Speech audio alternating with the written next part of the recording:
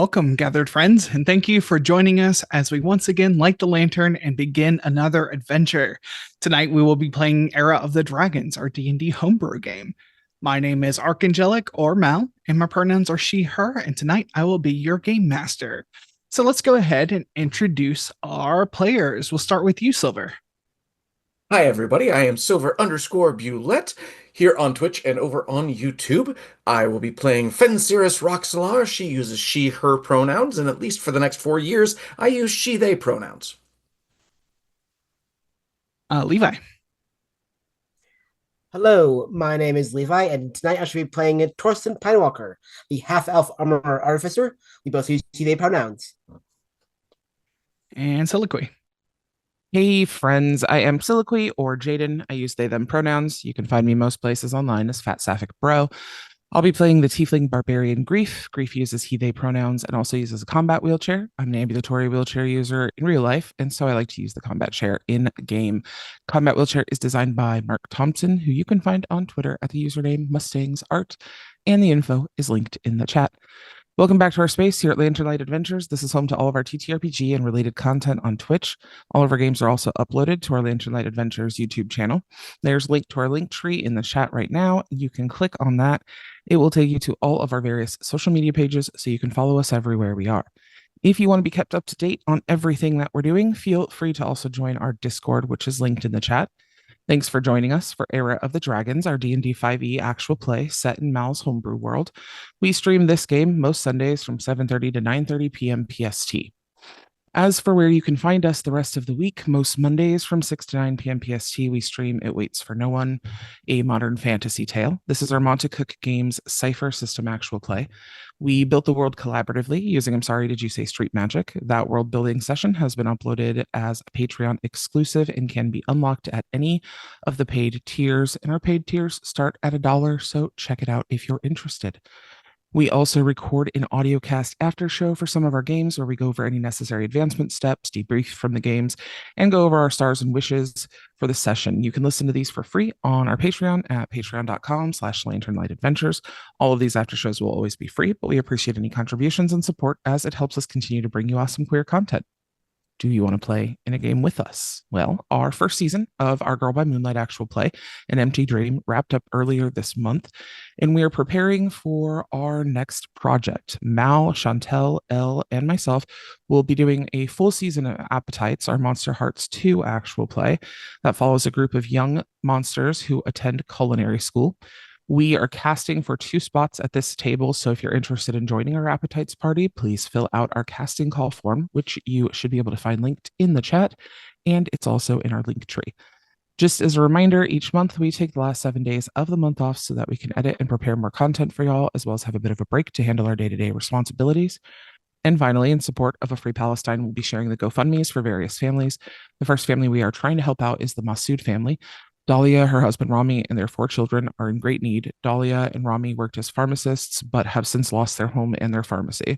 Their goal is currently set at 50,000 euros, and they're still at 39,574 euros as of this afternoon. Any help and support you can offer would be amazing. Their GoFundMe is linked in the chat, and it's also on our link tree. Thanks so much, friends. Thank you so much for those announcements. Without further ado, let's get into this. You are aboard the Call of Destiny. A storm brews off your port side. The wind is whipping, and you know a gale is bearing down on you. Off your starboard side is a towering vessel of Voston military might that has risen out from underneath the choppy waters. You manage to make your way quietly out of Iceport under the cover of night with guile and deception. You successfully misdirected your opponents, but here they are, with magical military might that you cannot comprehend, following you from underneath the waves. The ship, the Sword of the North, begins to draw closer. The face of this treant glares down at you. Grief, you are at the helm. I think everyone else was kind of bedding down for the night. Um, Yeah. and you called out. We've And got company. And then Captain. Captain Crest wakes up and like rings the bell like as loud as he can. This bell rings out through the night. And you all are roused by the sound of this bell.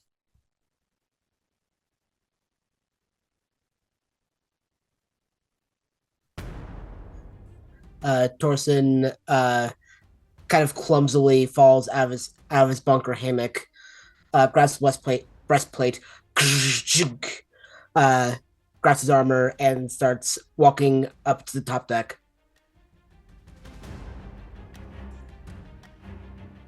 All right. Yeah, you head up.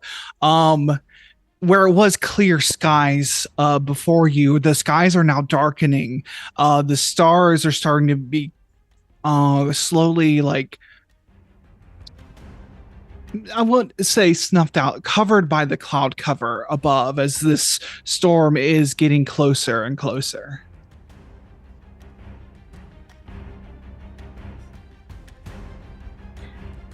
All right. Was Fenxiris on? No, I think Grief was the only one on deck. I think so. I think everyone else was.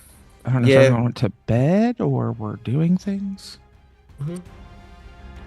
Oh no, wait! I spotted it, so I must be on the deck. So yes, I think so. What I am going to do then is try to find a good hiding spot, to get some cover. Okay, go ahead and give me a stealth check.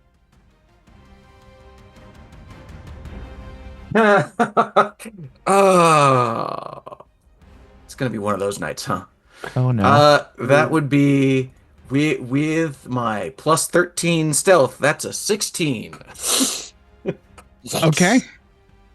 That's not terrible. That's honestly above like most passive perceptions. So you're doing pretty good. I love when the rogue rolls 17 and they're like 16, 17, 15 and they're like, I did so bad. We'll get that reliable talent one day. Mm-hmm. I was testing. I gotta be honest. Opening up the curtain a little bit. I tested out 7 D20s tonight. They're all rolling low. The last time that happened, I did nothing to help our party. Yep. Yeah. Always fighting the dice. Mm-hmm. All right. You are all on deck. Ben, you are hiding. I think below deck, not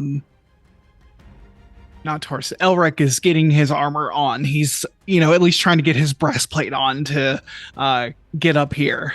And Grief, you're at the helm. The captain is trusting you right now. Like, Captain Cross is like sounded this bell. Everyone is rousing.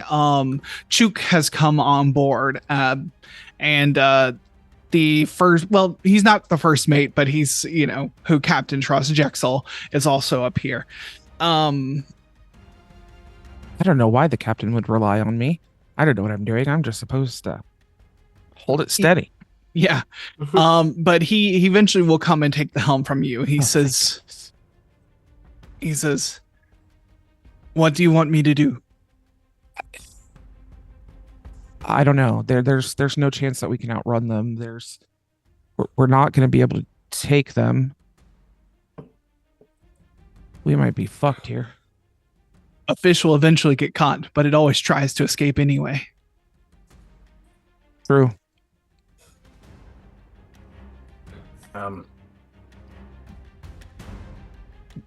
Analyzing the situation, do I see how high up the other ship do we sit in the water?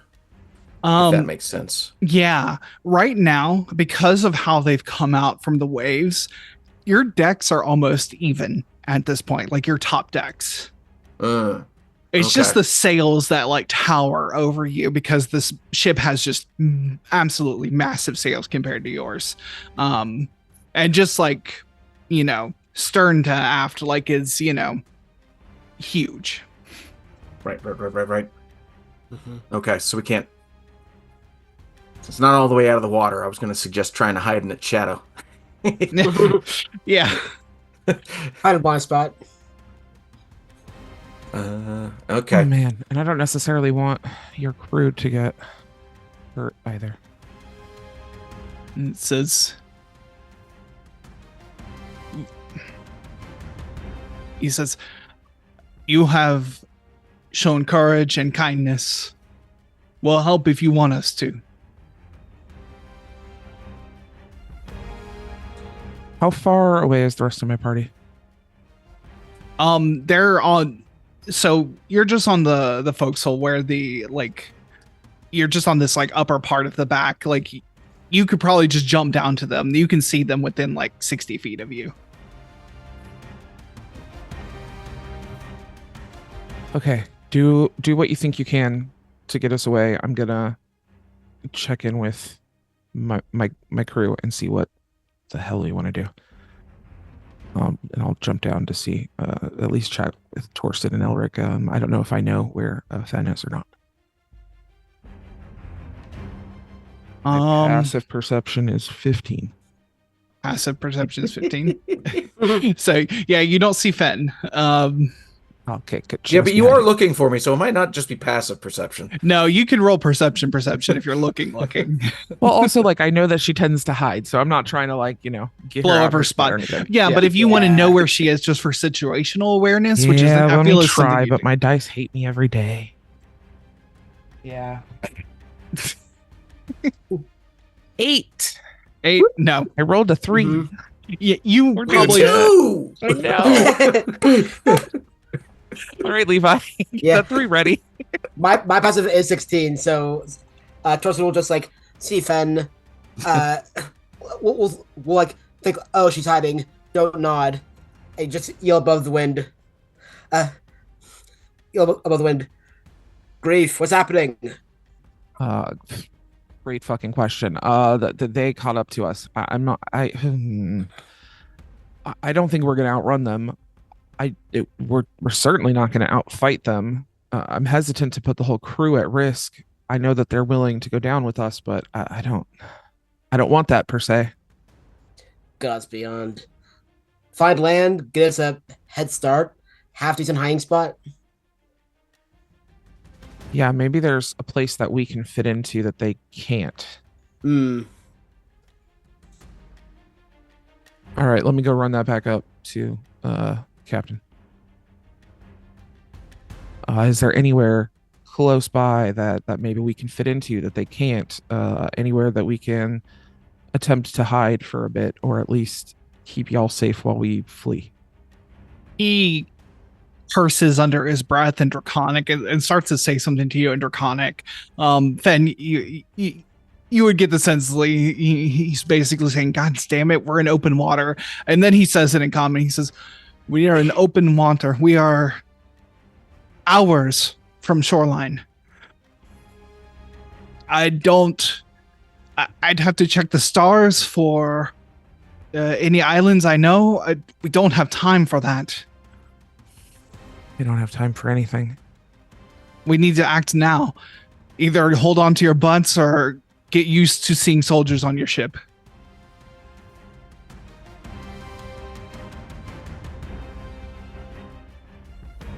We'll run as far as we can.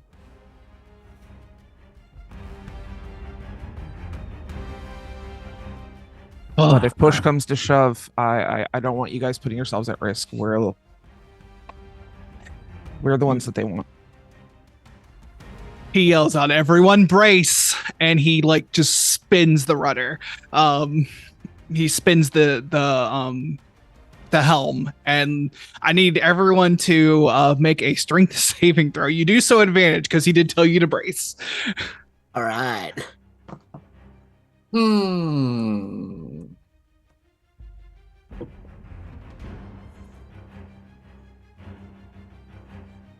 Whew. Yeah, that's not gonna go good. The first roll was a nat 1. Okay. But the actual roll is 18. Okay.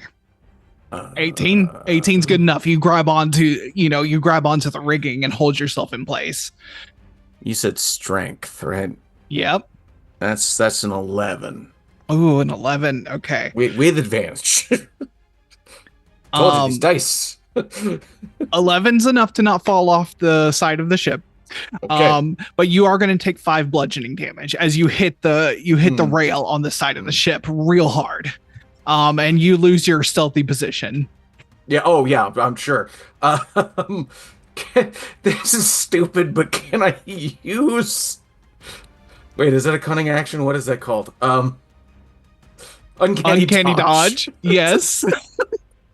It's not an attack, but I like this. Just like, oh, no. Yeah. Oh, wait a little bit.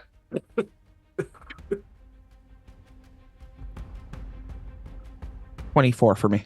Oh, it wasn't even a question for you. You could hold on. And everyone else here is pretty proficient at sailing at this point and has managed to hold their place. But it doesn't happen quickly because nothing in a ship happens that quickly. But you begin to like create a gap between you and the Sword of the North. But they're going so fast. You have a few moments, but they're going to catch up again, and he's just going to try and keep evading them, but they'll eventually figure out a way to cut you off. I want to go to the edge of the boat, facing them as close to them as possible. And I'm in a rage just to see if something cool happens. That's helpful. Okay. Yes. And that's a 12 on the 20. All right. A 12. You reach into that magic in you, and it's so tied into your emotions, and right now you feel so much fear right now. That's the only thing you feel. Even as you try and like tap into your anger, you feel fear, and you realize it has just made a shield of force around you. Okay. Well, I was hoping for a flump for a unicorn, but here we are. Yep. Okay. As Fen is trying to scramble back to some sort of form of hiding spot, she's also going to be communicating in everybody's heads and saying, "Do we need to get on a dinghy?" Grief, I mean, I've barely heard you over the winds, but Grief is right. We can't put the ship in danger. Yeah, we can at least draw them away from the crew. You have to make distance, but better than getting everyone else in trouble.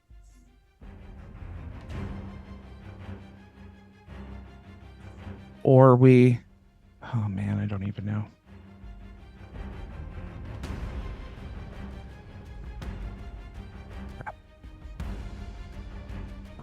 I mean, it's that. I mean, we either need to raise a white flag or hop on a life raft and let our friends go.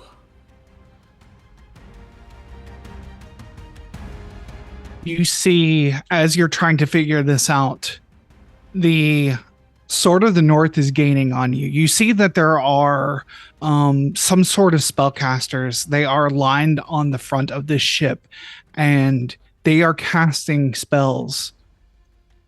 You think they're controlling the waves here to give themselves an edge.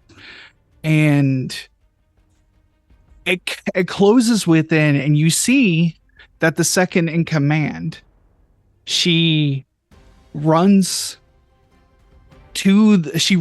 over that figurehead of Rhea, the torch in the night that is at the front of this ship.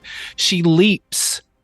She definitely did not leap far enough to make it, but she blinks in midair, and she appears on the ship, on your ship, with ice just encircling her. And you see where she was fair and blonde when you saw her. She is gray and blues in whatever form she has taken here.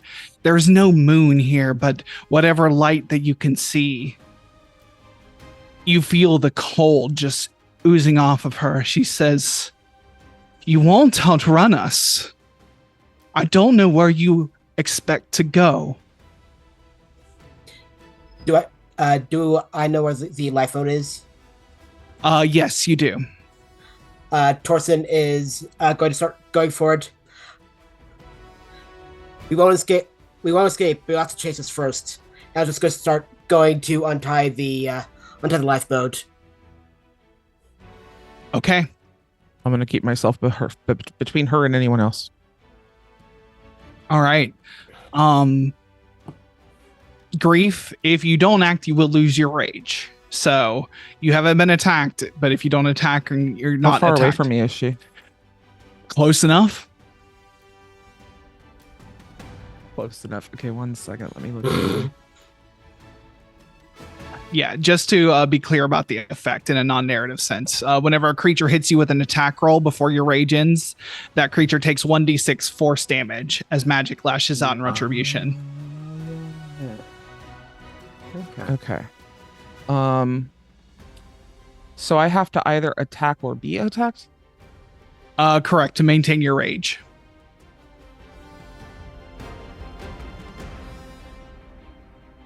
Does that include trying to pop off a non-damage spell?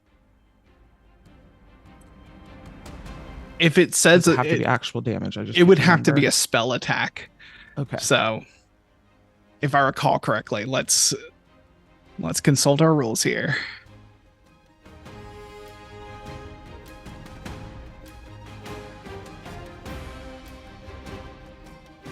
Oh yeah, I could have added another 3. Oh no, I did that. Okay. If you're knocked unconscious, if your turn ends and you haven't attacked a hostile creature since your last turn or taken damage since then. Yes. I'm gonna attempt a charm person, but I don't. Not that I think that would go well anyway. Oh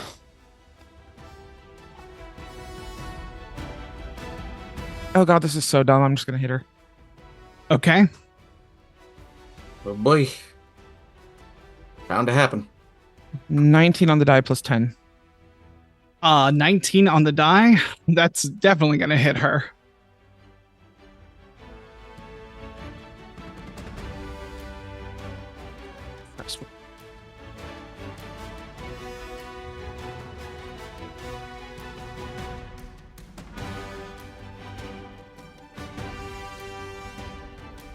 Uh, 14.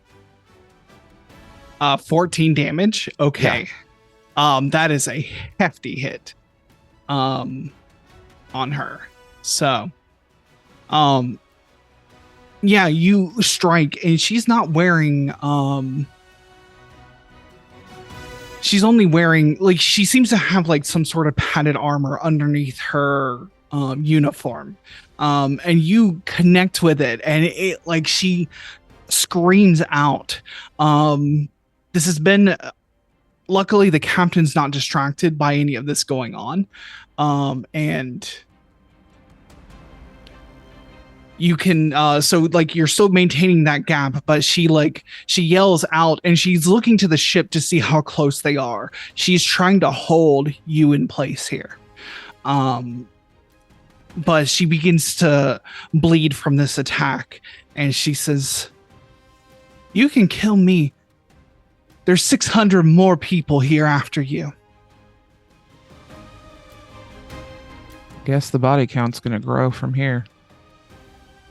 I'm going to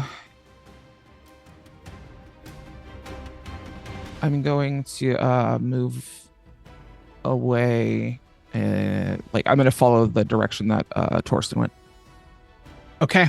And if Elric or Fen are in the path, I will attempt to either scoop them up or I'm not going to leave anyone behind me, basically. Yeah, absolutely.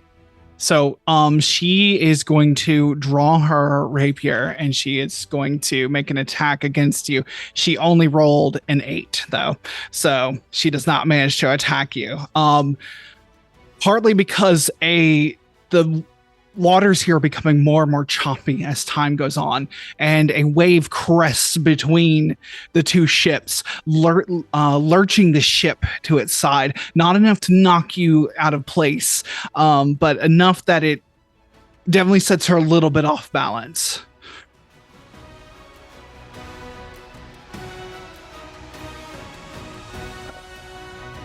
We haven't rolled for initiative yet. We're not in initiative, but we are kind of taking turns here. Okay. And they specifically, they don't necessarily want us. They want Awadir, right? They wanted you to, Okay. but Where is a Whittier? a Whittier was still below deck. I think about this time he's gonna come up and he's looking up, but he sees her through that, and you I actually will say, Torsten, you spot him. He has drawn his arrow. He's gonna try and loose an arrow at her. That's my boy. Let's see here.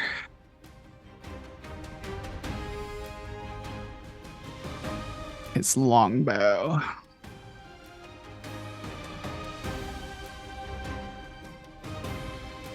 No battle map planned. Well, because a little bit too dynamic for a battle map, to be honest. It would be way too much. An 18 just hits her. He manages to land an attack for 10 damage. Baby boy. She is looking hurt at this point. But he at this, he kind of looks around deck to kind of spot and try and make eye contact with anyone. It is pretty pitch dark out here. Between the wind and the reeling, the lanterns have gone off, have been extinguished on the deck here. So any light you have would have to be your own light, such as a lantern or a torch. Alrighty. Okay. So Fen can't see much. Good to know. Is she lit up at all? She is not. Gah. She is an elf. She has dark vision. Sure, that makes sense. Shoot. How close would you say Fen is to her at this point? In her failed hiding spot. So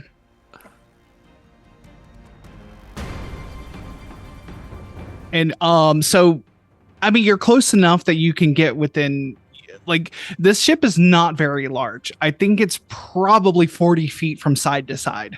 So getting to her is not the problem. Okay.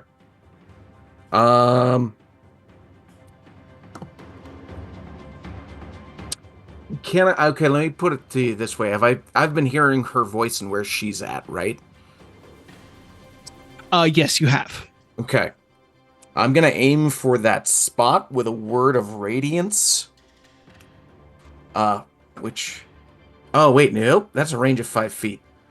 I gotta get closer for that. Yeah, that's it. Ooh, I did not know that was a 5-foot distance. Okay, never mind. JK on that. I'll just use my tried and true then dagger attempt to hit her based on where I heard her voice. Okay. I don't know if you want me to roll with disadvantage or not for that. Yeah, you'll be rolling at disadvantage. Yeah.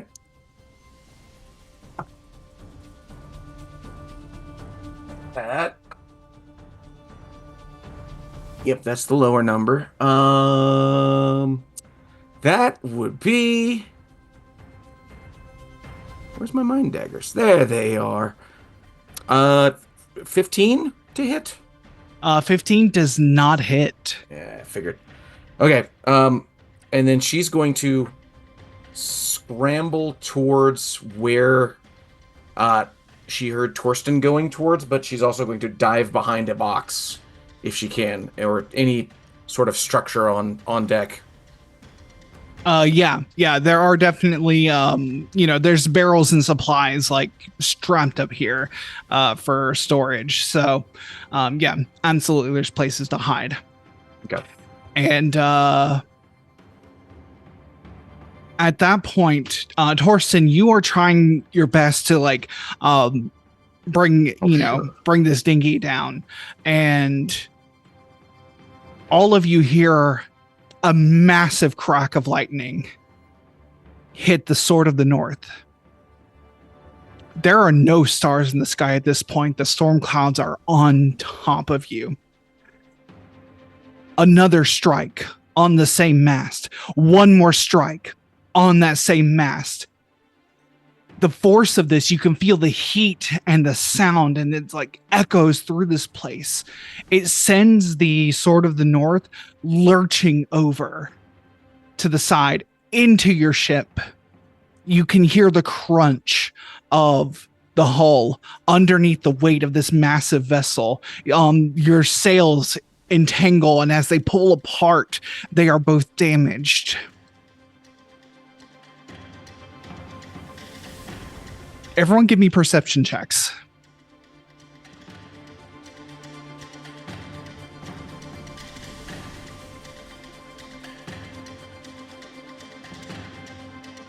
Nine. 24. Too busy hiding. 11. Okay. Well, Torsten and Fen do not see this, but Grief, you're close enough. Torsten rolled higher 24. than I did. Oh, sorry. 24. Yeah. 24. Sorry, no, I got you backwards. That's all. I talked over. Sorry. Yeah, it's okay. Torsten, you are looking out at the Sword of the North, and you see a massive hulking figure fall as if from the sky onto the deck of the Sword of the North, of this massive ship. And the next thing you see in like just the like flash of in one of these flashes of lightning is just massive amounts of the crew just being flung as if a massive windstorm has hit directly in the center of this ship. Do I recognize this figure? With a 24, you think you do. It can only be a few things, and one of them is a cloud giant. Yep. Oh, yes. Hold off on the escape route. I think we got a new friend. Amazing. But this storm you've been caught in is not relenting, not even a little bit. And you, Torsten, also with a 24, you get the sense that this storm is centered on Eastrid. It's followed her here.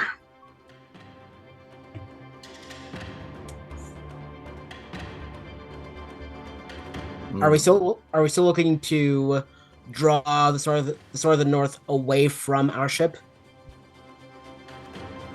I will post to the crew.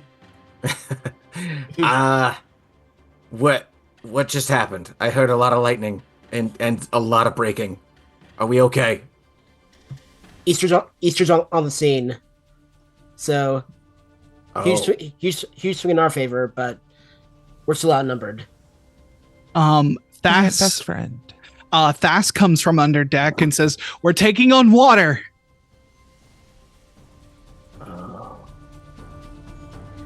Well, no matter what, we need to get people fixing things. Our dear, do you have any wood experience? He says, "Can you repair?" He says, "I can at least hold a hammer." And Awesome. Get down there. he gets down there. He slings the bow over his shoulder and gets down there, and yeah, they are going to everyone. The rest of the crew goes under to try and bail water and patch whatever holes have been made. But your sails are fucked. Mm-hmm. Excellent. Fuck. And I'm assuming, based on your description, is sort of the north also kind of what am I seeing in the darkness? A pretty screwed up ship over there too. One of their main sails has a pretty sizable hole in it. They have a lot of backups, but it's like their sails are blowing in all sorts of directions. Like the wind is not at their back. It's like the wind is emanating from their deck. That's what you can see easily in the little flashes of lightning that streak across the sky. Hmm. Do we have any backup sails? You have some patches for this reason, and you do have one backup sail, but it's a small sail, and you probably used for just emergencies, because a main sail is an incredibly heavy item, and to have two of them is just weight that they cannot take on. Right. May I propose a solution? We steal their sails. Sorry, confiscate. Hate that. It's a little elaborate for the time frame, but I do mean, have not now. We need to deal with the now. Yeah, for the now. I do have some pines, so we could probably just pin one edge of the emergency sail down, and then kind of jerry rig an additional sail to point away from the enemy ship. Okay. That is going to have to be a full action from several of you to do so.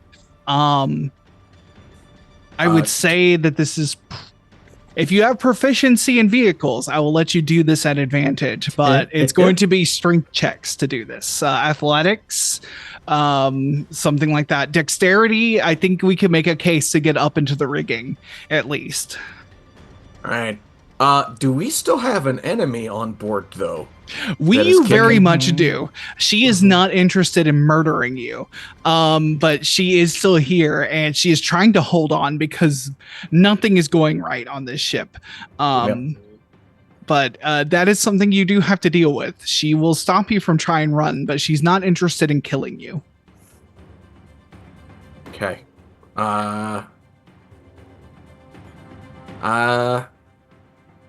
Jiminy Christmas. Has she made any noise? Can I take another shot from my hiding spot? She's making these like grimacing sounds because she got hurt real bad. You actually hear the crack of the arrow as she breaks it off from her, so it doesn't snag on anything. It's still in her very much, but okay. It's hard to do this in darkness because I can't see her, but I am trying, I guess, not to kill her. Okay. I can only do her the same favor she's doing us. Yeah. But I am gonna throw a mind dagger at her.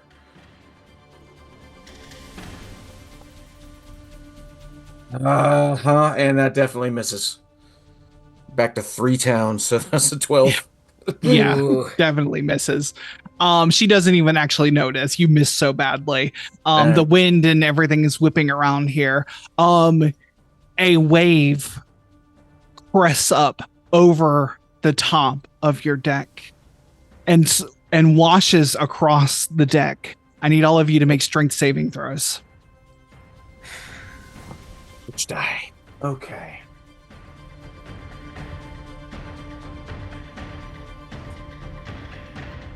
Well, that's a 10. A 10? You stay on board at least. Oh, here we go again. Take 2 bludgeoning damage. Reaction. Reduce it to 1. Hey.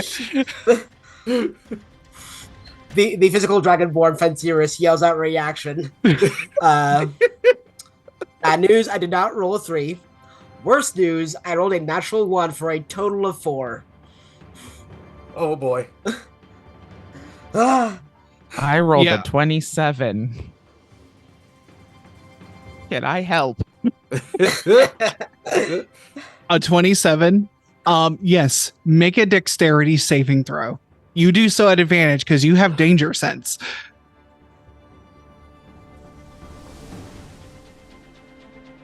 Barbarians weirdly good on ships. yeah. That first roll was a natty 1. So but the second one was a 6, which isn't great, but let me see what I add. Dex, you said? Yeah. Oh, a whopping 1. So 7.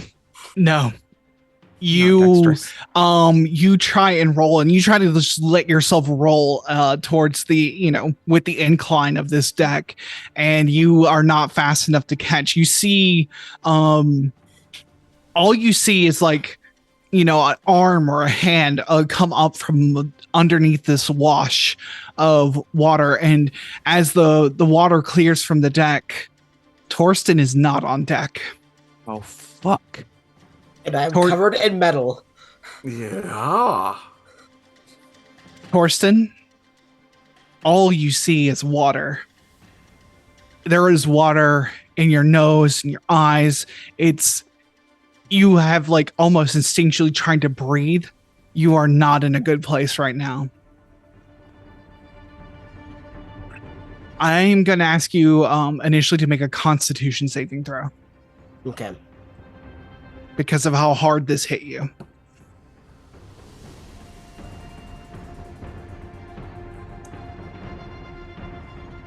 That is a 12, Flash of Genius to a 16. 16. Okay. You managed to keep yourself from drowning. You managed to hold your resolve. You don't know what that's going to mean. Your eyes are open down here, and you see that there is something large with massive fins, or are they wings? You're not sure, but it's long, has a long tail, 2 piercing blue glowing eyes on it, swimming quickly under this water, coming right towards you. Is this another familiar friend?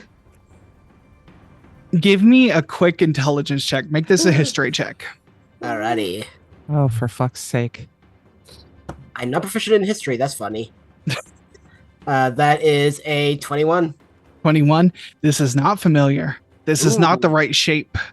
The wings, the fin-like wings are too large, actually, and it's not as long as the sea serpent you saw before. This is something different. Something in the same family of creature, though.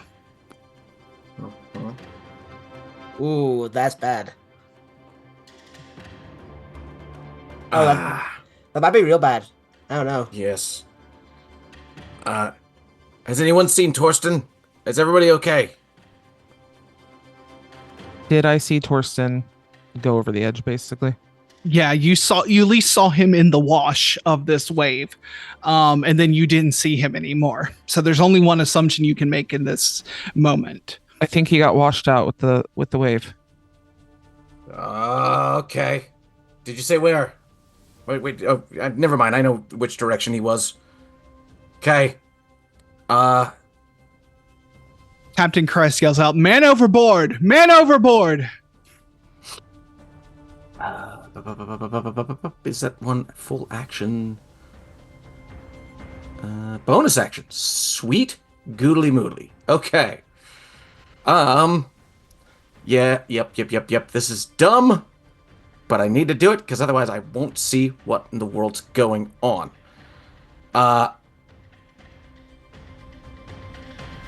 I'm going to tap because I can cancel it at any time, thankfully, but I am going to tap my nose. Yeah, we're going to go with my nose. And it's going to start glowing. And as it glows, I'm going to bamf out my gem flight wings and jump overboard to go see if I can grab Torsten. Okay. Yeah. Give me an acrobatics check. Okay. I'll give you advantage on it. Probably need it, yeah. Oh no. Oh good. Okay, so that's a 26. One of those two rolls was a natty 1. Okay. Yeah, you dive effortlessly into the depths below. And you get down there and you can see just enough you can see the sinking form of Torsten. Still conscious, still trying and treading water as best as he can in that heavy armor. And you managed at least to get to him and grab onto him. Okay. I'm going to put my arms underneath his arms and start moving to the surface as far as I can. Which probably is nothing right now, but you know. Yeah. Yeah, that'll have to be your action next round. But yes, you managed to get your arms up under.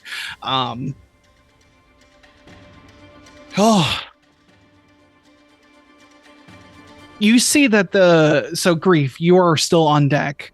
You see that the second in command on the ship, she doesn't want to be alone on your ship. She did not expect to be alone. She is looking back towards her ship, and the waves are creating more and more space here, but the waves are not letting up. You see behind the Sword of the North a massive wave building up over like a wall of the ocean, just coming towards you.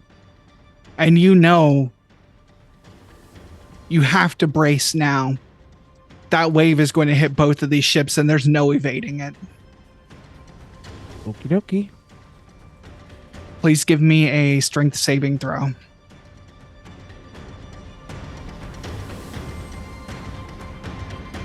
Is my rage still up? Because that gives me advantage. Your rage is still up, yeah. Okay, cool.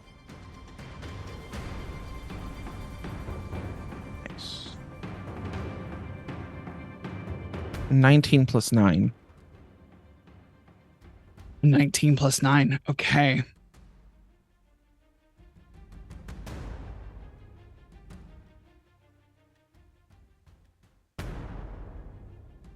Okay, you managed to hang on, but it's like the world has been overturned. You don't know which way is up, left, right. All you know is the mass that you have held on to. All around you is water. You're holding your own. You don't know where anyone is. The impact of this wave has connected with the ship, and you are underwater. And I know we're a little early, but I think that's where I want to take our break. Right. So we're going to take a break here as this massive wave has hit the call of destiny and the Sword of the North. You are all underwater. There's something down there. We'll be back in 10 to 15 minutes to find out what happens. We hope to see you soon. Welcome back, everyone. So, last we left before the break, you are all underwater. Grief, you are holding on to the ship as best you can. You wait so long and it does not surface. Fen, you are trying to help your friend Torsten to reach the surface. The water is roiling and there's rip currents and everything going on. You're fighting against all of it. I would say you're going to need to make some sort of, this has to be athletics for swimming like this. Torsten, I imagine, is helping you because he is conscious, so this will be at advantage.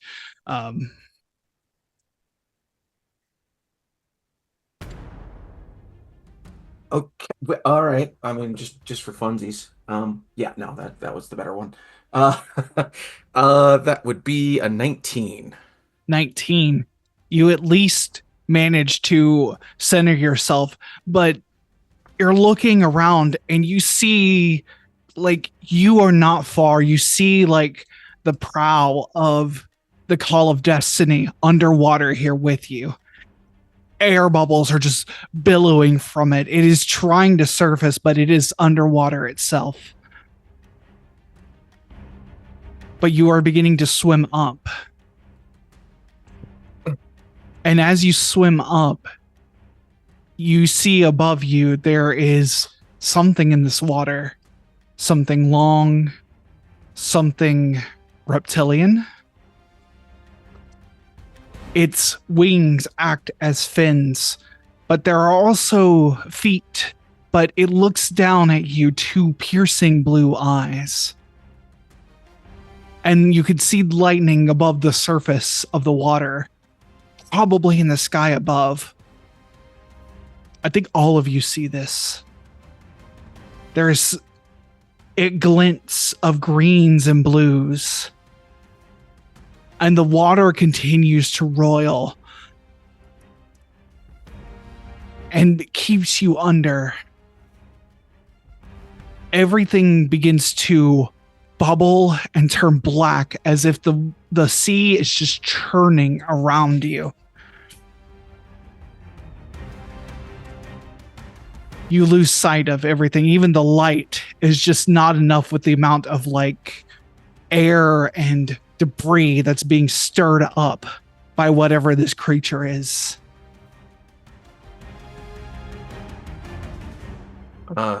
Do we get the sense that, like, I mean, as darkness is taking us, do we also see the Star of the North still underwater? Give me perception checks at disadvantage. It was a little further away from you, though. Yeah. Let's see, perception. That guy, yeah, that's an 8. One of those rolls wasn't bad, though. Disadvantage. 10. And okay. I'm guessing Grief, it wasn't. Oh, I didn't know that you wanted me to roll as well. I thought you were just talking about all the of two you, of them. all of you, are down here and can see things. So 17. 17. I mean, you are the one who has the best vantage point for this. You were on the ship. You saw the Sword of the North get hit by the wave. It is underwater.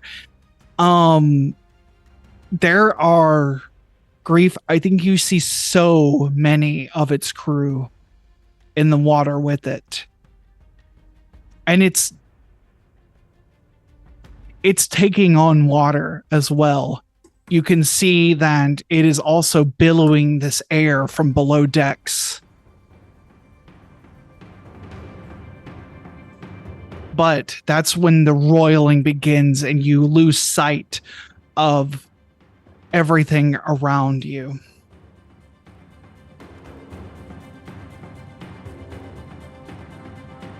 And for a moment, there's calm. And you break the surface of the water. And it's not stormy anymore.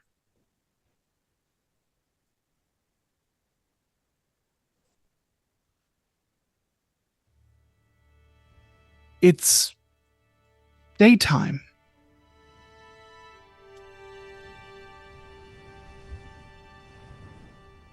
You realize that you're in some shallow water. It's peaceful here. There's some sort of, you see, like, in most of your vision is a beach that wraps around. You're in a cove of some sort. There's a forested mountain that reaches up into the sky. Maybe you're on an island. You all break the surface. Grief, you find yourself, you are holding onto the mast of the ship. And it's still at an angle and you're holding on, but you're in the air. You're soaking wet. And things are still dripping off of the now beached remnants of the Call of Destiny.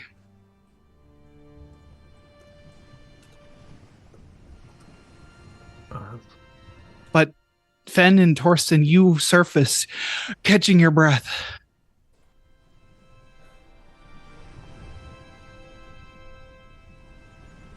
Torsten, you still breathing? Yeah, he'll just like cough, sputter, throw up a little bit of water. I'm all right. I'm all right. Like clap the shoulder a little bit. Okay. We gotta. I think I see a beach. We gotta swim over there. Yeah. What dear? Can you hear me? Fen is just reaching out with her mind. Crest. Can I see the two of them? You can give me a quick perception check.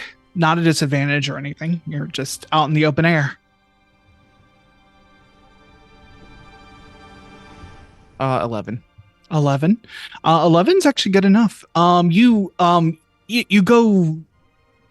to the edge of the ship, which is kind of up from this angle. The ship is beached at this angle that makes it pretty severe of an incline.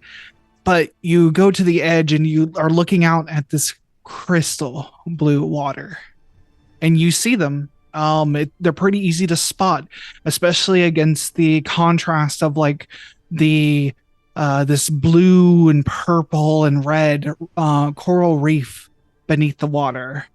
But you spot Fen and Torsten in the water. It probably doesn't hurt that Fenxiris' nose is still lit with that green light from earlier. Because she hasn't dismissed it yet. Yeah.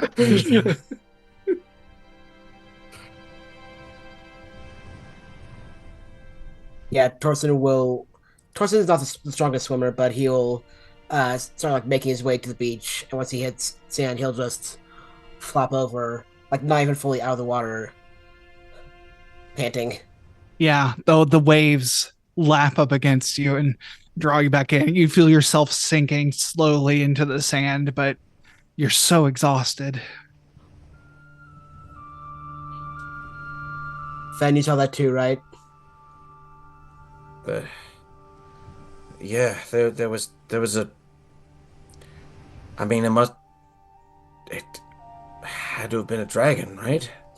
Had to have. But I just noticed the eyes. That was all. Clear blue eyes. Can I get to the Brief. two of them? Yeah, easily. Okay, cool. I'll join them then. Crest is still on the ship. He kind of rouses and muttering to himself, he says, he yells out in Draconic for a head count and is going to like go under deck and pull out the remainder of the crew, waterlogged, bruised, and beaten, but alive. Awit Deer, Elric come out. Elric is barely moving because his arm, the leather and everything from his armor is just soaked through. Similar to Torsten, just You soggy boys. yeah. Fenn's gonna follow Crest if she can, and like gets aboard however she can to tend to anyone's wounds. Yeah. The wounds are superficial. I think, with some just basic medicine, you're able to heal them up. There is someone else who is already on the beach a little further down, and it is the second in command.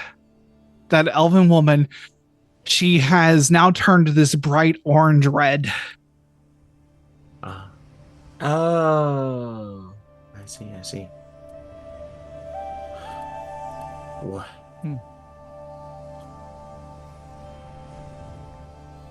but she's, kind of out of earshot of you. But you could tell that she's looking at you and watching from afar. Like, she has taken off her uniform coat and laid it out on the beach to dry.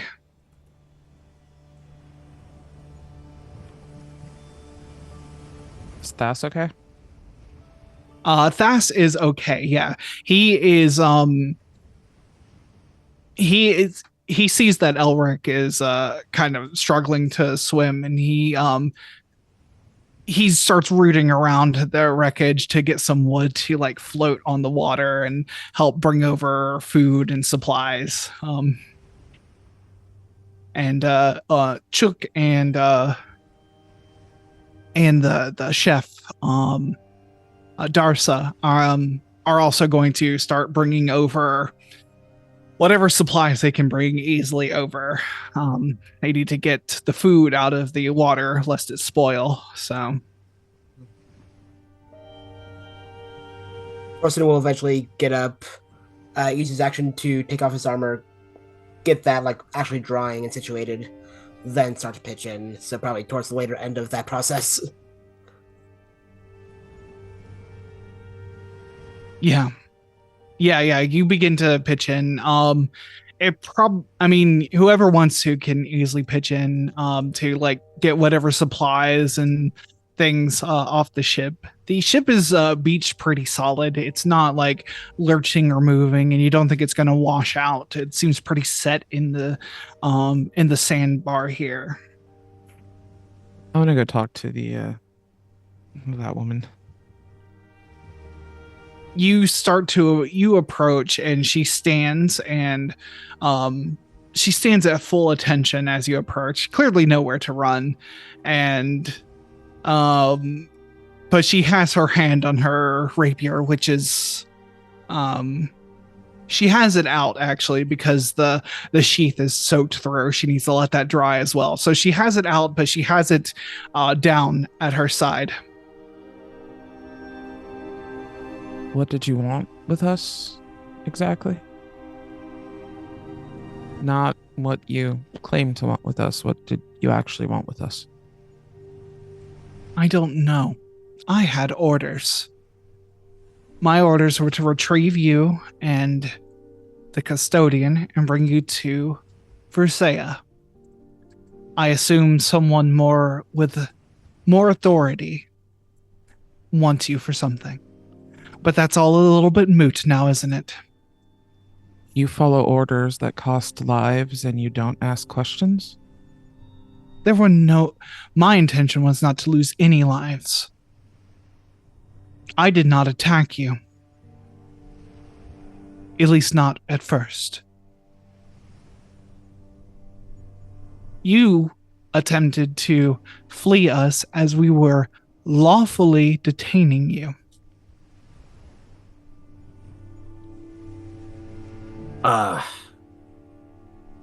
Fen was also planning on going over to this conversation, and I didn't speak up. Did I overhear that on my way? Because to be fair, I'm a little late. Honestly, probably, because I imagine Grief, you didn't get like right up on her. Like you got to where you could like start talking to her. Yeah. At least over the sound of the waves on this beach. She's speaking loudly enough that she's projecting. Under whose laws were you lawfully trying to detain us? You were on foreign soil, demanding that we turn ourselves in for what crime, precisely? Not a crime. You were under our protection. No, we were not. You demanded that we come with you. That's not protection. That is imprisonment. I'm not feeling particularly protected right now. Well, this might not have happened if you had just come with us in the first place. If we had come with you in the first place, your rulers would have had us killed. Why would they have killed you? Did you do something worthy of being killed? I do not know any crimes. Our duty was to bring you under our protection and to escort you to Versailles. Under the authority of the Treaty of the First Council of Ravenhold.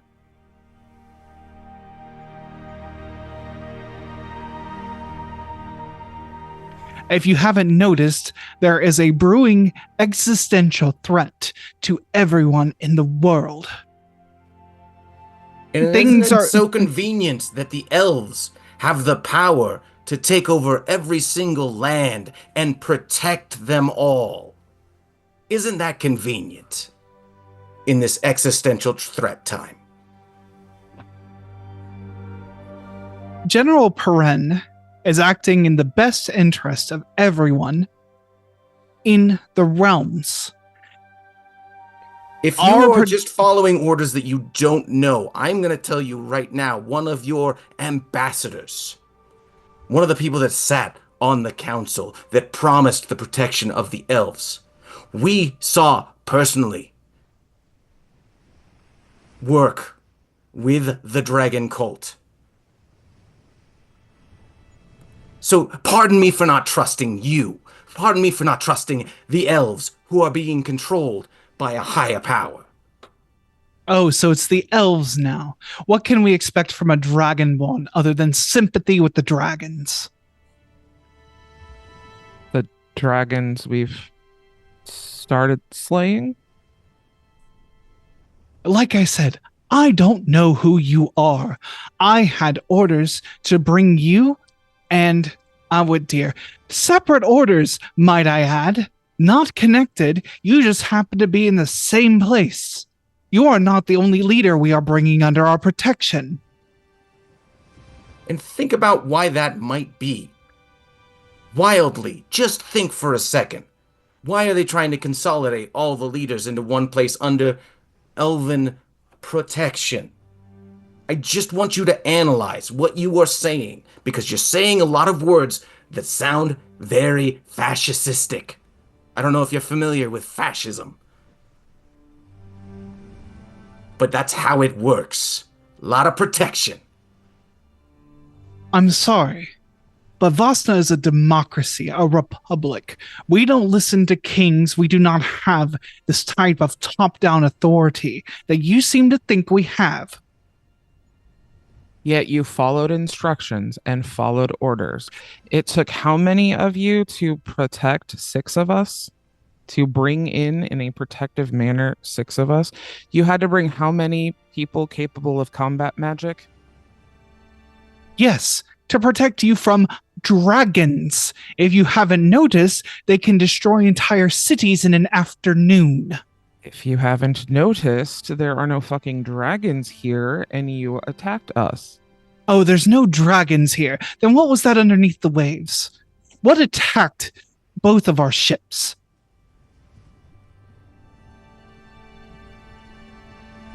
It didn't appear like it was underneath the waves. I couldn't see it clearly. Also, But something above the waves was causing that storm. We're in the middle of the sea. There are things that live there. Yes. We can protect ourselves. Certainly, we are certainly more capable than you are. Yet here we both are. Is my rage dropped? By now your rage would have dropped. Okay, just checking.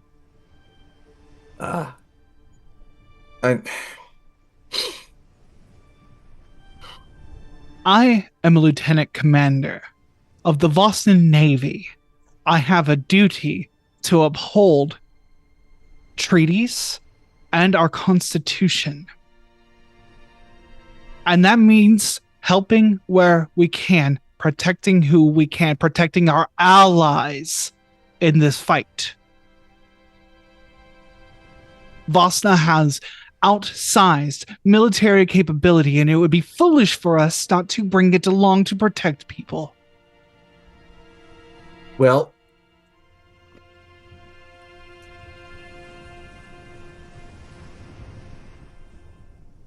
And the Arguing about this protectorate is not going to get us anywhere. and the protectorate states are temporary until we can solve this threat and then reestablish whatever governments you mortals seem to think you want.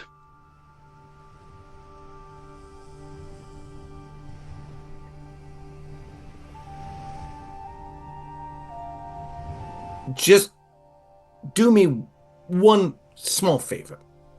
Our dear is the protector of the North, and had no say in the fact that the elves have swarmed the North with your people. And yes, we know you sent a bunch of your rangers to patrol through the North without our dear's permission. So explain to me how this is just protection. He voted to authorize these powers. And if I recall correctly, so did everyone at the first council. These were the agreed upon measures. At least according to our representative who was there. That was not agreed upon at the council. Your representative has been lying to you and lying to your people. Is Awadir nearby? Awadir is close, and you looking back at where they're loading up all the supplies from the ship, he's helping. He is setting up a shelter because the sun it's pretty warm here. And he's setting up shelter so they can get out of the sun and have a place to maybe, survive on this beach for a little bit. But he keeps looking over. He is listening. I'm just gonna motion him over. I want him present. He gives an instruction to Thas, and then he kind of jogs over. He says, I wasn't sure if you made it to the lieutenant commander. He hasn't yet. Is that so?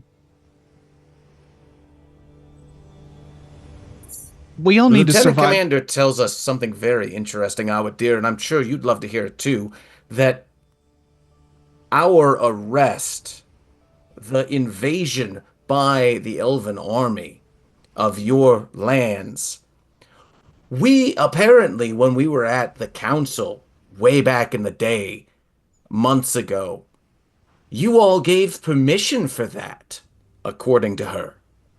Do you remember that going down? I do not. I mean, we definitely agreed on protection, but I don't think we agreed on any expanded powers. But there was discussions about mutual protection. Should dragons begin to harm cities and villages?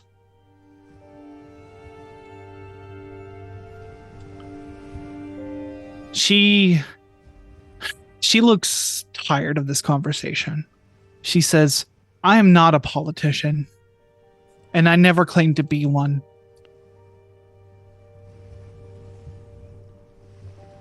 And honestly, I'm not even a lieutenant commander here. There is no ship for me to serve on. So leave me to rot on this beach for my long life.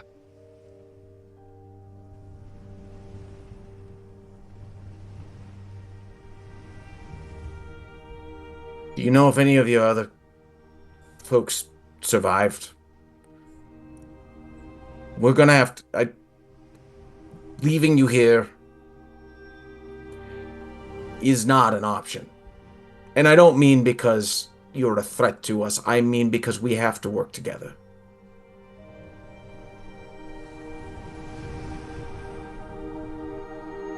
I'm frustrated about it, as you can tell. But we have so many supplies before we run out of food. And who knows what this beach has to offer.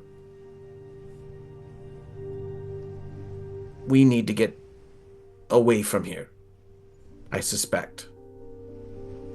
And again, we are going to need all hands on deck in order to do that. You sure? You sure having one less mouth to feed wouldn't be helpful? Positive.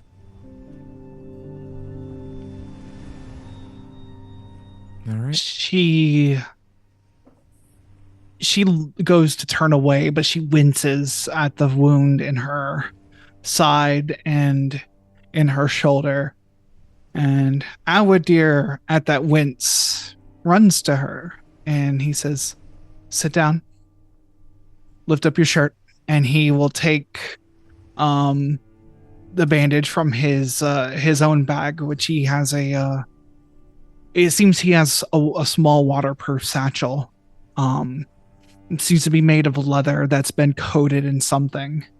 And he pulls out some small stretches of fabric, and he or some thin stretches of fabric, and he wraps her wound, and he says, she begrudgingly lets him, and he says to her, "No one survives alone. And I've traveled with elves before. And I know you don't live alone. And you also know the value of living with other people. We're all people of the land here. We'll find a way to survive together. Because at the end of the day, these kingdoms and differences don't matter. For now, we need to see what we have, find a way to get off this place back home, and save the world."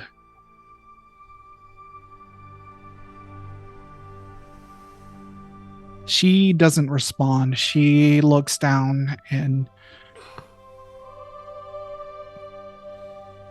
eventually, like, kind of pushes his hand away, finishes tying off the wound, pulls her shirt down. She says in, "Do any of you speak Elven?" Weirdly, yes, I do. Mhm. Yeah. She speaks a Look at that. dialect. She does not speak the High Elven tongue. She says a thank you, but in a slightly different dialect of Elven. It feels, to someone who speaks High Elven, it feels archaic, even for Elven. Well, you say archaic. I mean, I'm given Fenxiris' background. I assume this is my Elvish is from textbooks and Yes. from dig sites. So Yes. might This would be sound familiar some, to me. yeah, this would be something like reading letters from long in the past, kind of Elven.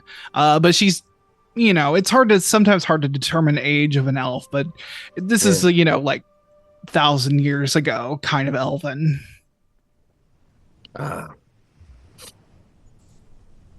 But Fenxiris is going to take a drag from a canteen and hydrate a little bit. And as she does, she says, "Here's to your health," and is going to cast healing word as subtly as she can on her. Yeah. Yeah, you don't see it because the way it's held, but the wounds do close and knit. She's still, bruised. She's still gonna feel that wound for a bit, but That's 5 health back to her for yeah, practical purposes. she's not bleeding out, but she took a lot of damage from those hits.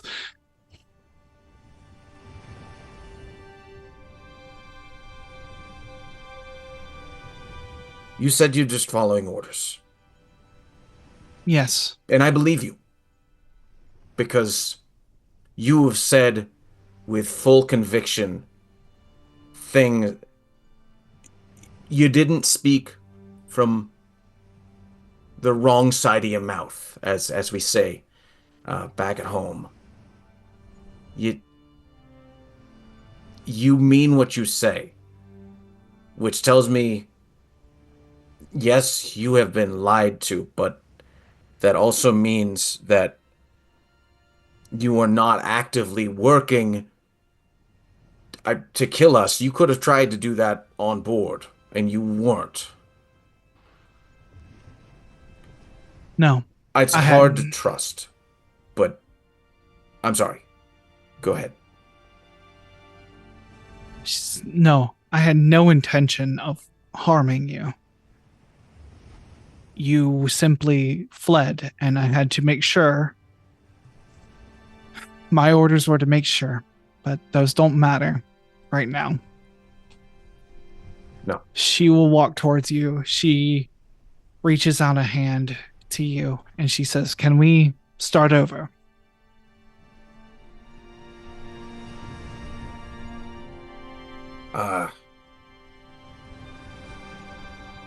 And Fenxiris is going to say, in the best Elvish she knows, which again is probably archaic Elvish just because of the books. It's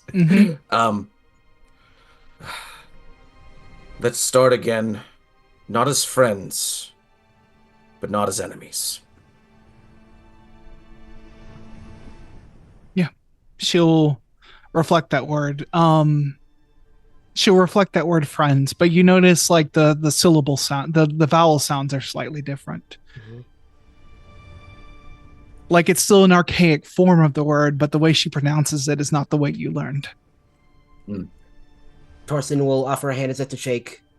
Mhm. The no flags fly here. The only team we're on is team get out of here. Also in his own dialect of Elvish, which is very like if Fen is speaking like posh English, Torsten is speaking like yeehaw English. Yes, 100%. She's definitely taken off guard by the rustic charm of your Elvish. She says, "My name is Myantha." Torsten Pinewalker. Fenxiris.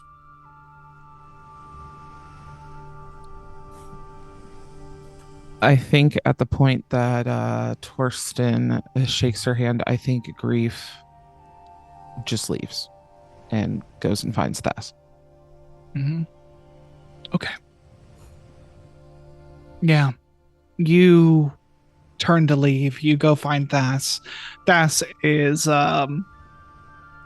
helping Darsa count how many barrels of certain things survived. You see that some of the supplies have been damaged, and Darsa says, we have enough for a few days, but well, Darsa really only speaks Draconic, so she's talking to Thas. Yeah. Yeah, and Thas, you come up to Thas at about that point, and he's counting. It's kind of funny. He counts in Common and then Draconic. I have to double count too. It's fine. I get it. I'm gonna clap him on the back. Doing great. You need any help? He says, "I think we got it counted. Darsa says we only have enough for a few days here. Okay. We'll have to find food, maybe fish. We have nets though. We can maybe catch some fish." Okay. Yeah. Tell her we're gonna figure it out together. And He thinks for a second and then says something in like kind of broken Draconic, and Darsa seems to understand him, but there's definitely like a tiny bit of a barrier there. He doesn't speak super good Draconic or Common. Okay. It feels very similar to me growing up with my grandma who only spoke Brazilian Portuguese, and I didn't actually formally learn it. So we learned a little, Yeah. our little makeshift language. So I get it. And then I'll just help with whatever, any heavy moving, heavy lifting, etc.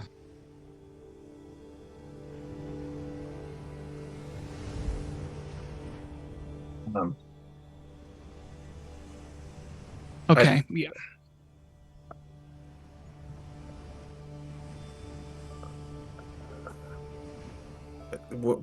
We should probably check our surroundings. I'm sure you'll want to be involved as well. We got off on the wrong foot, so I know if I was in your position by myself, I wouldn't have a lot of trust. And so I'm not extending a promise of trust to you, but what I am saying is you might want to patrol with us to see where we're at, how much, where we can set up, what this land mass entails.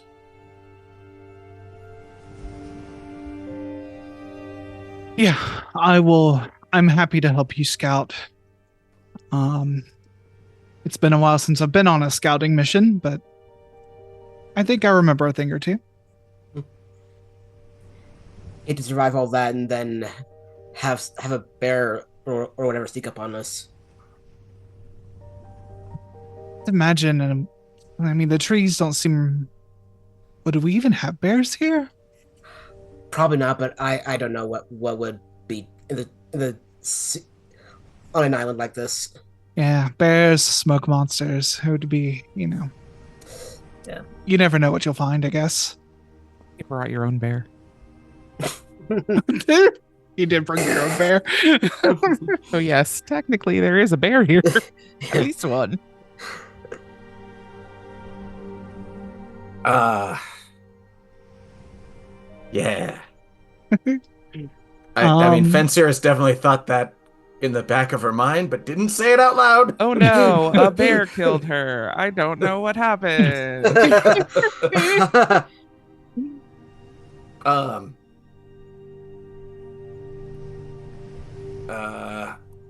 Yeah, so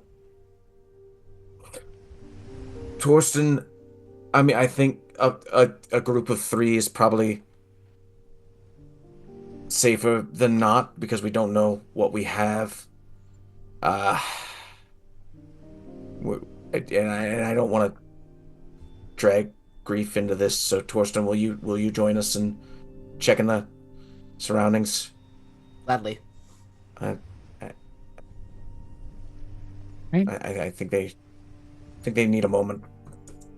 Mm-hmm. Yeah. Awadir says, yeah, I'll go check up on grief. And keep building out a shelter. We'll need to be able to stay out of the sun if we're going to make it here long. And it honestly looks like most of the trees don't provide enough shade. So, no.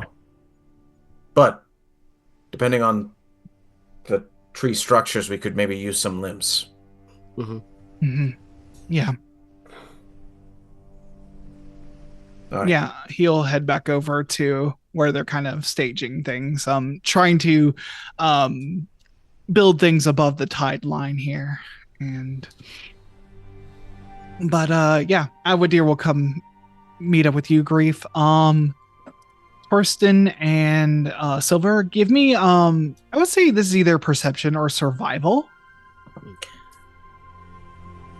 Okay. Which die? And how long do y'all want to take before heading back? Sweet goodly. About an hour or so. Yeah. Yeah, we definitely don't want to get too far out if it turns out to be a much bigger island than we're looking at. Yeah. So yeah, about an hour or so. That was a 21 for survival for Fen. Okay. That's a total of 20 for Torsten. Total of 20. Okay. Yeah, good rolls overall. So, just kind of scouting along the way, along this kind of cove here. There definitely there's a reef and a sandbar a little bit out of the way. Like I said, the water is crystal clear. There's kind of palms lining kind of the beach area in this outer part, but it gives way to kind of different trees. You see that some of there were larger trees on this island, but some sort of blight or disease has taken most of the larger trees, and there's a newer crop of trees that are more lower to the ground, but they're bearing very small fruits. There's and there's various other types of plant life here. There's birds and evidence of like small animals, think rodent sized, but you don't really see any immediately. You see a few like iguanas out on like one of the rocky outcroppings, just kind of out there like sunbathing. And along the other side of this cove, you see in one of the rocky outcroppings there is an entrance to some sort of cave or cavern. It's a little dark to see inside, and where the light does catch in, you don't really see anything, but it does seem to go deeper in. The island itself, you're guessing by things, and the size of this kind of mountainous part that it goes up to in the middle, you're thinking this island could easily be 20, 30 feet across. 20, 30 miles, not feet. 20, 30 miles across. Along one of the ridges, though, that you can see from the cove, along the mountain, is some remnants of a village or something. It's pretty easy to determine. It looks abandoned because it seems to just be the walls and everything. The roof structures aren't there anymore. The roofs were, looking at the stony construction of it, you think that they built up the walls, but the tops were like either leaves or some sort of mats that help protect, and those are long gone. But the stony structure up there seems to be in place. Now the ruins here, do they look like a full city or more of a town? I think more of a town, Okay. Definitely larger than a village, more of a town. Okay. When we were at the cave, Fen is feeling a bit impulsive. She's gonna look at her other two companions here, Torsten and the Eladrin, and she's going to say, "Do you mind if I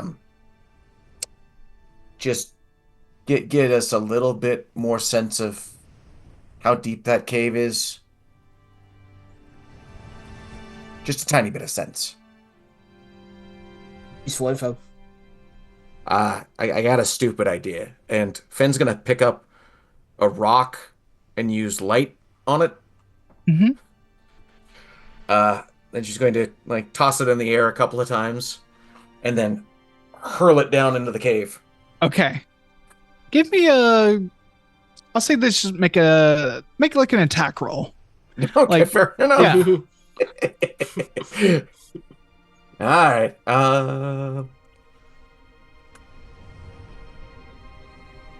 Okay.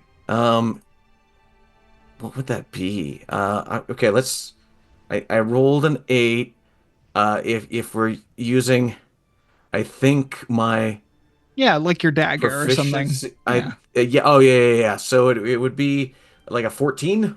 14. Okay, that's pretty good. Yeah, you throw it down, and the endurance is mostly like, there's not really most of it is water, and you can see, but the way it's situated, the waves do not like, they just kind of ebb into it. They don't really like crash or anything into this cave. But you can see the inside of the walls have been carved away to make it larger and more rounded. Towards the edge, before this rock hits the water, you see that there is slightly some glistening right at the edge of where the light falls.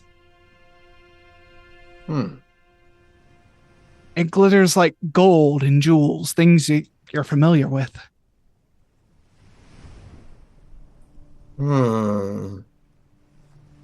She's gonna let it linger, the light linger for a little while before, just for about 10 more seconds, and then she turns it off. Well, I'm guessing the nearby town may have been digging that for a source of material wealth, as it were. Or possibly jewelry. Some kind of mine? Well,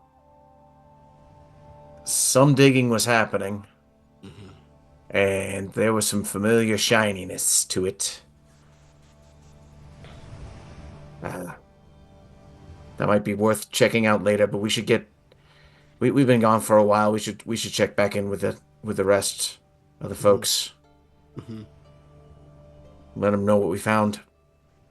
As you go to turn back, and Myantha agrees that you should make your way back. But as you go to turn back, you see like stepping around one of the kind of cliff faces, kind of off far in the distance is a human woman, kind of black and gray hair. Her skin is definitely like tanned by the sun. She has a woven basket, and she's just picking up things off the beach and putting it into the basket.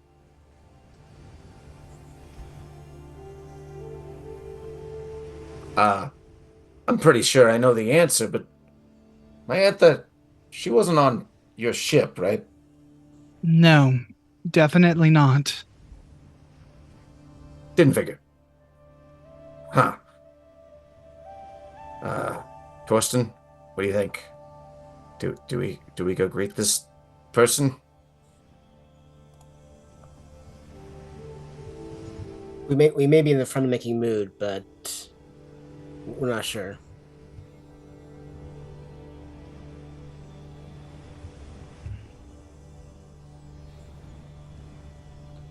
If they have supplies, we could trade. It's a possibility, but I guess we should probably we shouldn't just impulsively do that, Yeah. right?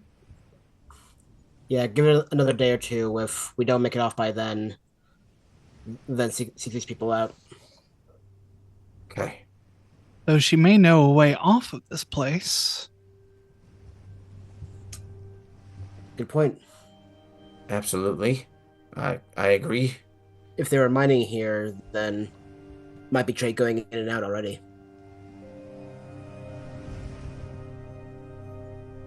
PM, would I have seen them walk off? Yeah.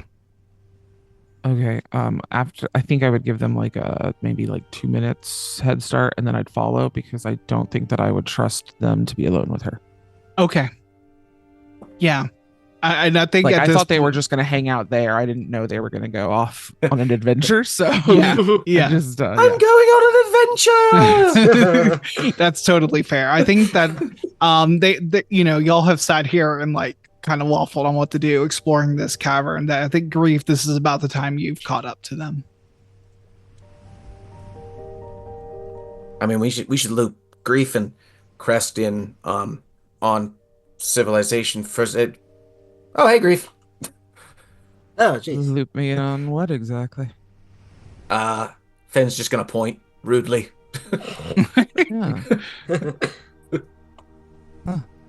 At that point, the woman like kind of looks up and she waves to you. She could feel everyone watching her. Yeah. Whoops. Well, I guess now we just have to say hi. Just I suppose if she lives here. Yeah. Yeah.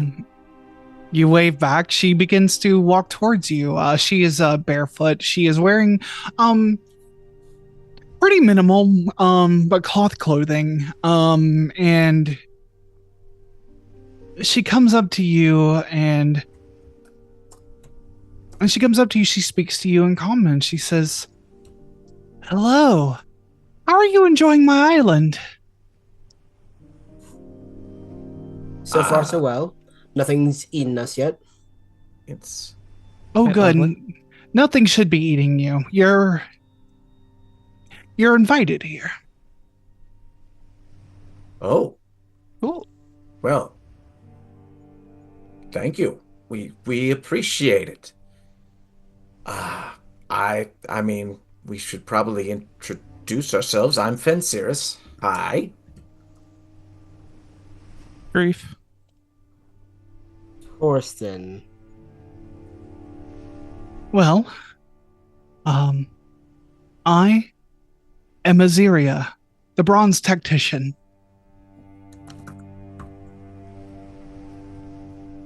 And for a moment, her eyes, like, as she blinks her eyes, they turn blue and draconic. Oh shit. And they blink back to human, and she says, "Your ship will make a wonderful addition." And she looks longingly at the cavern. I don't like that. And I think that's where we're going to end it for tonight. Great. I love it.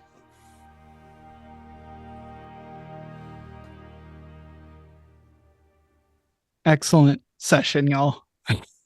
Mhm. I love a good beach episode. So, yeah. Well, I guess with that, let's go ahead and do our outros. We'll go ahead and go with you, Silver. Hi, everybody. I am Silver_Bulette here on Twitch as well as over on YouTube.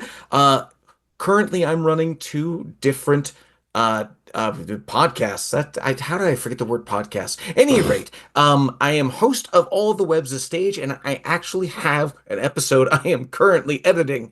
Hopefully, I get that episode up soon. But the other one. All the Webs of Stage is a short play podcast. I should explain that. The other podcast that I am running right now, which has a couple episodes in the hopper right now, is Capes and Caverns, which is a superhero-based D&D actual play podcast where we test out the rules that I slapped onto D&D to see if they function. So that's a lot of fun. Join us wherever good podcasts are found. Levi. Hello, I am Levi. You can find me here most Sundays as Torsten Pinewalker. You can also find me at Sprigs and Kindling, a community zine for the Carson Brindlewood family of games. I'm in next month's issue, which was the Valentine's Day issue. You can find my public access mystery, Catching Cooties. You can find me in the issue after that, which the June issue, which is also a public access mystery with the Goya County Florida experience, which advertises a experience similar to a certain chocolate factory, but is not as advertised. And if you like superhero RPGs, I'm soon/eventually going to be releasing an ash can for Tales from the Cape City. If you like noir in your superhero stories and superhero stories in your noir, then this will be the game for you. And that's me. Amazing. Jaden. Hey, friends. I am Soliloquy or Jaden. You can find me everywhere online as FatSapphicBro. I mostly hang out on TikTok, make a variety of content. I also started my own Patreon like 2 days ago, so that's fun and exciting. You can find that on patreon.com/FatSapphicBro. As for TTRPG actual play streaming, I am here on most Sundays, 7:30 to 9:30 p.m., most Mondays, 6 to 9 p.m., all Pacific time, not the last 7 days of the month. The details are in the announcements. Thanks for hanging out with us. And I'm Archangelic. You can find me here at the time Soliloquy said in the announcements. You can also find many links for me on my website, archangelic.space. I also do professional GMing on startplaying.games. If you want to have me run you ragged like this crew, you can book me on startplaying.games/GM/archangelic. If you've missed any of our games, you can check them out on YouTube. Link is in the link tree and it's in the channel description. We have a podcast version of this game. You can search up Era of the Dragons wherever you find good podcasts. We are going to be going into our Patreon supported after show shortly. You can find those at patreon.com/lanternlightadventures. The after show will always be free, but your support would mean the world to us.